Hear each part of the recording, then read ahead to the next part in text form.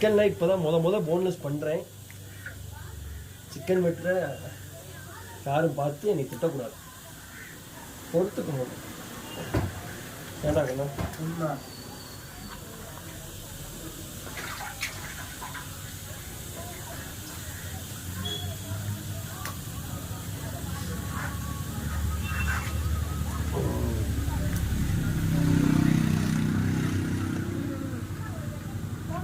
நல்ல வேலைடாங்கண்ணா, போன்லெஸ் கேத்த போடிடா அன்னைக்கு. ஏண்டா கேசவா? ஆமாண்ணே, வெறும் கறியாக தானே இருக்கு.